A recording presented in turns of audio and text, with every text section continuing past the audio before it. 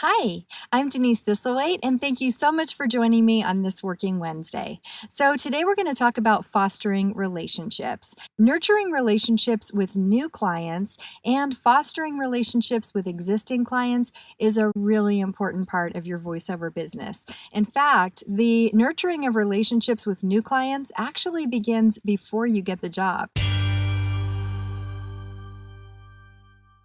First and foremost, in order to make a good first impression, obviously it's really important that you have high quality audio and the sound is just perfect in your booth or recording area. But just as important is that you don't overpromise anything. Be realistic about the timeline so you're sure you can deliver your services and product in a timely manner as promised.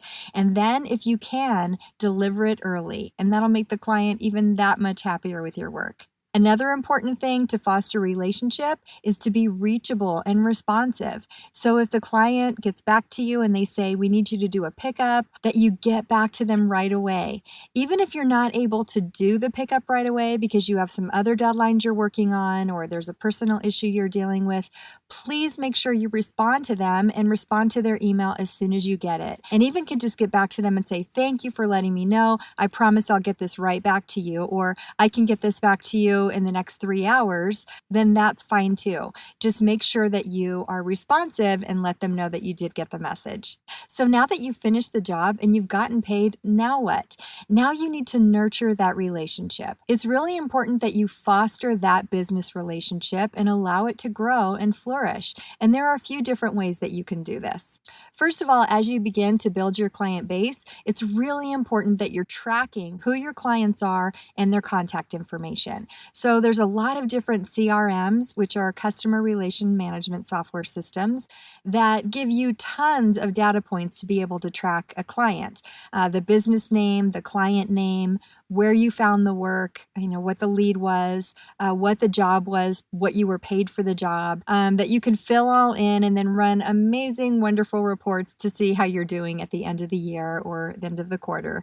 But if you don't have a lot of clients yet, it's still really important to keep track of this information. And a good way to do it is just by starting a spreadsheet. So once you have all the information submitted into your spreadsheet on how to contact them, it's really, really important to start tracking when you contacted them. And in the voiceover business, it's commonly called a touch.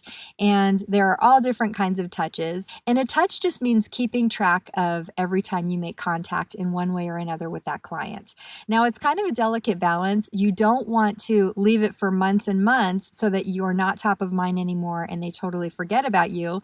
And you also don't want to be in their face every other week so that you become a pest. So just a few examples of what a touch might be, maybe to reach out to them after you've completed the job and just say thank you very much for the work. You could do it through sending a note card. You can do it via email, just to let them know that you appreciate their business. Not asking them for more, just simply saying thank you.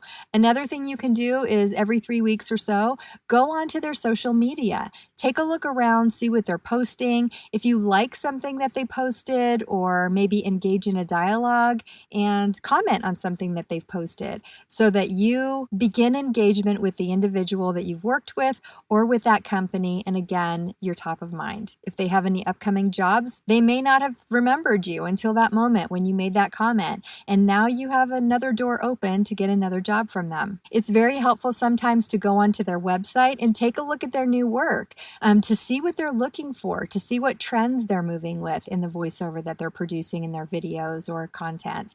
And even drop them a line and just say, hey, I saw this new video that you posted. Love the format, super funny.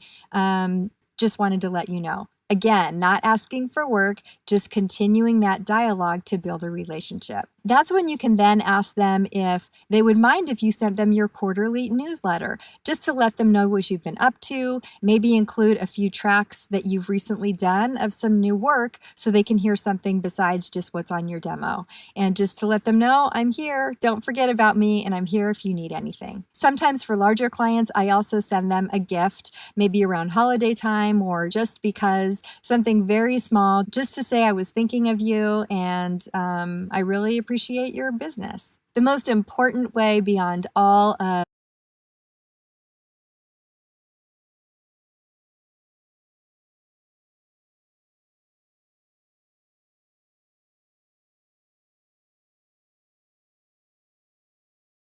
And if you're listening and you're responsive to their needs, they're going to want to continue to work with you. All of these factors, along with some good old-fashioned kindness, will really go a long way to help you build your relationships, foster your relationships, and continue to grow your VO business. Thanks so much for joining me today. I hope this was helpful, and I hope you have a great week.